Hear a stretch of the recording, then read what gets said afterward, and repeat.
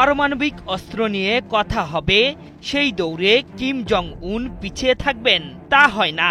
America রাশিয়ার পরমাণু Trump কার্ডের মধ্যেই সবাইকে চমকেই দিলেন কিম। তার ঘোষণায় রীতিমতো ঘুম হারাম দক্ষিণ কোরিয়া সহ বাকি শত্রুদের। নিজেদের সপ্তম পারমাণবিক পরীক্ষা চালানোর জন্য প্রস্তুত উত্তর কোরিয়া।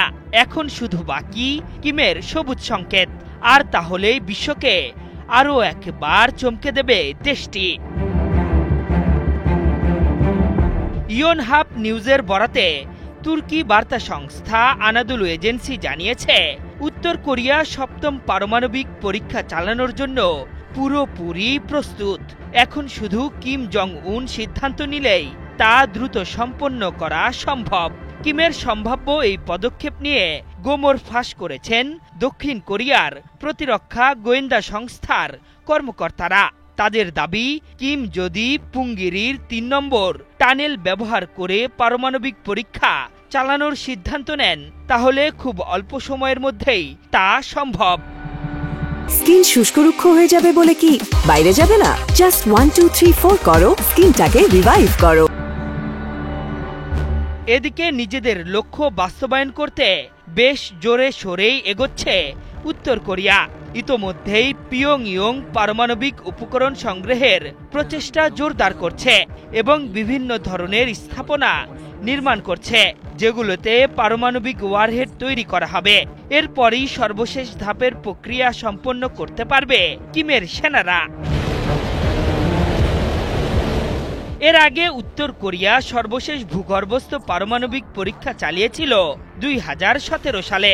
এরপরই আমেরিকা ও পশ্চিমা জোট তাদের উপর নানা নিষেধাজ্ঞা দিয়েছিল। তবে সেসবের তোয়াক্কা না করেই নিজেদের অপ্রতিরোধ করার পথে হেঁটেছেন কিম জং উন। 21 শতকের শুরুতেই 2006 সালে সর্বপ্রথম পারমাণবিক পরীক্ষা চালায় দেশটি। এমন কর্মসূচির কারণে জাতিসংঘের নিষেধাজ্ঞার আওতায় রয়েছে দেশটি। পিয়ংইয়ং এই কর্মসূচিকে জাতীয় নিরাপত্তার জন্য অপরিহার্য বলে মনে করে এবং নিজেদের অবস্থান থেকে সরে আসতে অস্বীকৃতি জানিয়েছে। এদিকে দীর্ঘ 33 বছর পর গত সপ্তাহে যুক্তরাষ্ট্রের প্রেসিডেন্ট ডোনাল্ড ট্রাম্প বলেছেন, পারমাণবিক পরীক্ষা চালাচ্ছে এমন দেশ শুধু উত্তর কোরিয়াই নয়, রাশিয়া ও চীনও এ ধরনের পরীক্ষা চালাচ্ছে।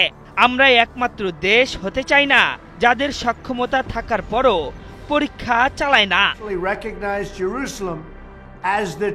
এর আগে চলতি মাসে পিয়ংইয়ংয়ে বিশাল সামরিক কুচকাওয়াজে নেতা কিম জং উন দেশের সবচেয়ে শক্তিশালী দীর্ঘপাল্লার হওয়াসং-20 আন্তঃমহাদেশীয় ব্যালিস্টিক ক্ষেপণাস্ত্র প্রদর্শন করেন।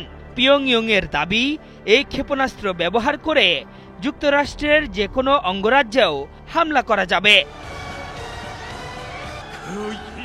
আশরাফুল ইসলাম, ৭১।